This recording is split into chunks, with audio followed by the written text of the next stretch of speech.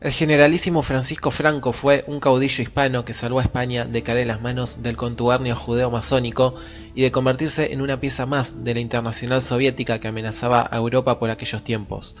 Franco tuvo la virtud de reconocer a la masonería como el enemigo número uno y por eso, desde el anonimato y bajo un seudónimo, escribía contra la masonería, donde denunciaba un complot entre la judería y la masonería para destruir la hispanidad. En la descripción del video les voy a dejar el link de un libro escrito por Franco llamado Masonería. Figura como que fue escrito por un tal Jakir Bor, que en realidad era Francisco Franco bajo un seudónimo que utilizaba para escribir estas cosas. Cuando ya estaba en el poder, la prensa denunciaba conspiraciones masónicas contra España y el mismo Franco hablaba contra la masonería en sus discursos. No ha habido en nuestra nación ninguna rebelión ni conato de traición contra la patria que no se fraguasen en la sombra de las logias masónicas. Y aún hoy, liberada España de esta carroña, todavía esas insignificantes manejadas políticas, por mucho que se disfracen, obedecen siempre a la intriga y a la oculta inspiración de los masones expatriados. El logro más admirable de Franco fue no solo combatir ferozmente a la masonería, sino derrotar al comunismo, que no solo estaba haciendo raíz en España, sino que crecía como una peste en toda Europa.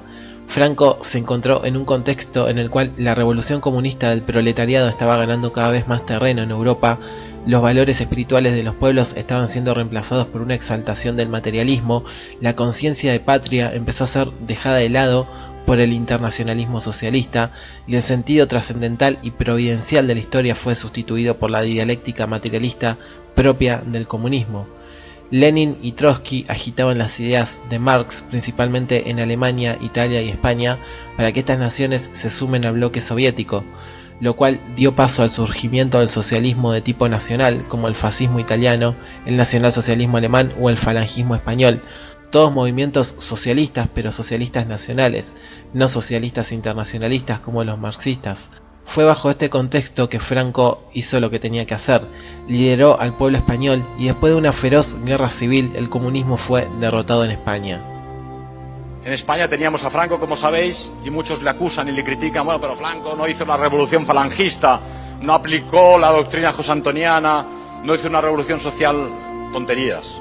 Franco era un militar, tradicionalista, católico, y en medio del caos, del anarquismo, del golpe de Estado comunista que querían llevar a España a una república soviética, simplemente dijo, señores, carlistas, militares, falangistas, católicos, josantonianos, aquí o nos ponemos juntos o nos cortan la cabeza a todos.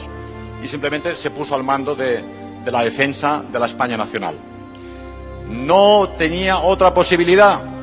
Teníamos a un José Antonio, un gran idealista, con discursos preciosos y muy poéticos, pero José Antonio fue asesinado, como sabéis, en 1936 por el delito de pensar. José Antonio, símbolo y ejemplo de nuestra juventud.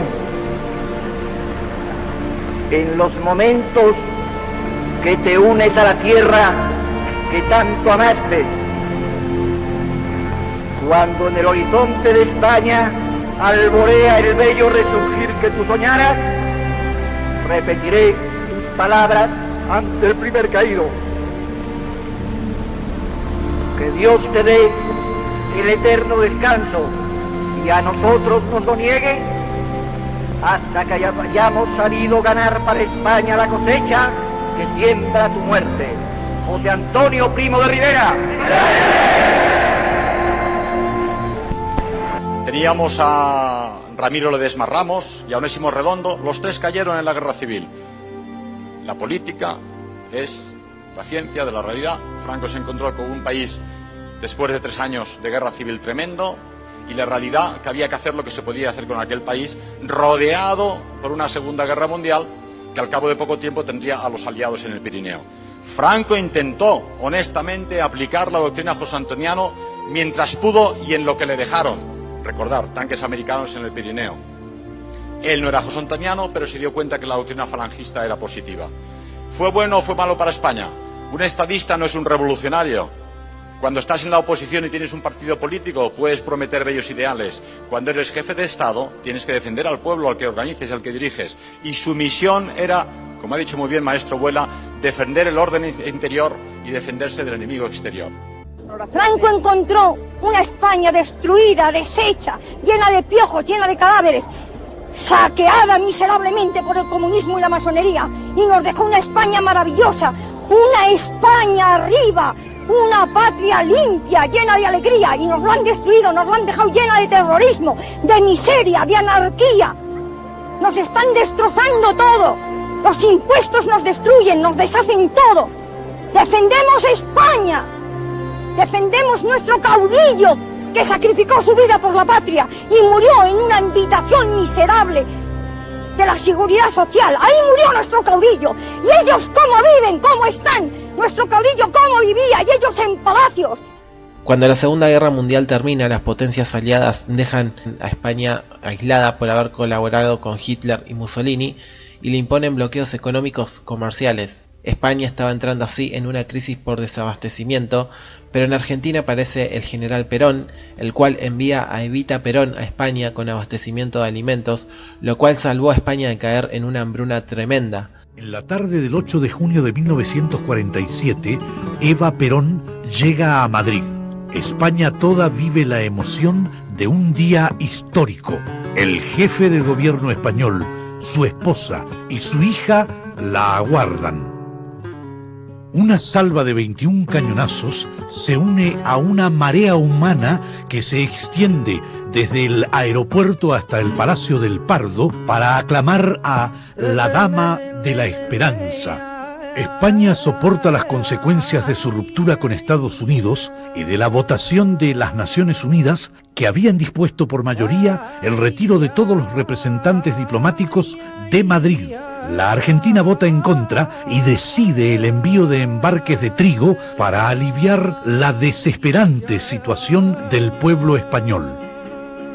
Estados Unidos sostiene que la ayuda argentina a España implica apoyar al régimen del general Franco y que constituye una provocación más a toda la sociedad de las naciones amantes de la paz y la democracia. Durante su estancia en Madrid, Evita visita los barrios obreros, se preocupa por la suerte de los ancianos y los niños. En la popular Dehesa de la Villa, 100.000 trabajadores vitorean su nombre, el de Perón y la Argentina, y escuchan su palabra que es transmitida a toda España. En el trigo que con tanto amor cultivaron los descamisados de mi pueblo, les traigo el mensaje de amor, de solidaridad y de hermandad, y el abrazo cariñoso de un pueblo grande a otro pueblo grande.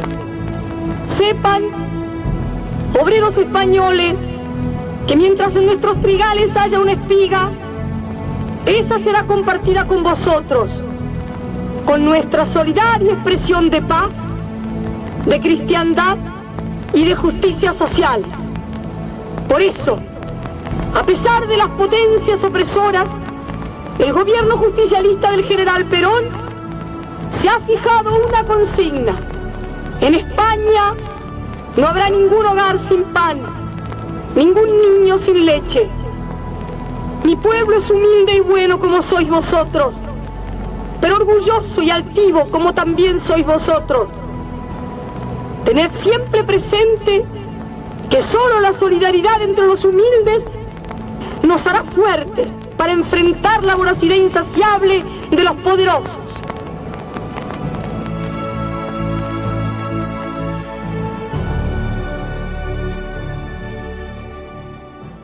Esto fue una muestra de hermandad hispana, y así es como deberíamos estar siempre los pueblos hispanos, unidos. Luego en los años 60 se produce lo que se conoce como el milagro español, y España pasa a ser uno de los lugares con más alta calidad de vida de Europa. Repasando algunos datos, puedo contarles que la tasa de desempleo durante el gobierno de Franco fue del 3,78%, hoy en día ronda el 23,2% la tasa de desempleo. España era la segunda potencia mundial en servicios, novena potencia industrial del mundo. La industria representaba en 1975 el 36% del PBI, en la actualidad no llega ni al 15% del PBI. La economía productiva estaba fuertemente protegida y aislada del mercado financiero especulador. Se construyeron más de 9 millones de viviendas de protección oficial. La clase media rondaba el 56% de la población. Hoy en día en España apenas llega al 40% de la población, la clase media. y de hecho el nivel adquisitivo de los españoles podría rondar entre 1000 y 1500% por sobre el nivel adquisitivo que tienen actualmente al día de hoy los españoles. 12% de deuda sobre el PBI tenía España en aquel momento, hoy en día es del 100% la deuda sobre el PBI. Los sueldos estaban totalmente exentos de retenciones y del pago de impuestos. Todas estas conquistas sociales, todas estas mejoras en la calidad de vida del pueblo español, la lucha que se libró contra la masonería, la lucha que se libró y que se ganó contra el comunismo, todo fue obra del grandísimo gobierno del general Francisco Franco, sin dudas el último prócer español. Una gran mayoría de los españoles no han conocido y las generaciones nuevas ignoran era el verdadero estado de la nación al cabo de más de un siglo de desgobierno en sus aspectos espiritual, social y económico. Los vaivenes y la desgregación que el sistema político engendraba, que unidos a la carencia de ideales colectivos, limitaban el horizonte de cada español a la contemplación egoísta de su propio caso, mientras la patria degradada y empobrecida se precipitaba por la pendiente de su desintegración. Sin el triunfo de nuestra cruzada, ¿qué hubiera sido de un mundo indeciso y vacilante que tolera que las vanguardias del adversario acampen con armas y bagajes en sus núcleos de resistencia más decisivos, de la defensa de Europa frente al enemigo más numeroso, compacto y mejor dotado que se enfrenta con la civilización cristiana? Pidamos a Dios, que es el que en última instancia decide la suerte de los pueblos, siga dispensando su ayuda a nuestra patria para conservar la unidad y para servir a la paz y a la justicia, y que tenga también en su mano al mundo que tanto lo necesita. Por lo que a nosotros toca, permanezcamos incondicionalmente leales a estas permanentes consignas: unidad religiosa, unidad social y unidad política, pilares firmes de nuestra paz, de nuestra grandeza y de nuestra libertad. ¡Arriba España! ¡Viva!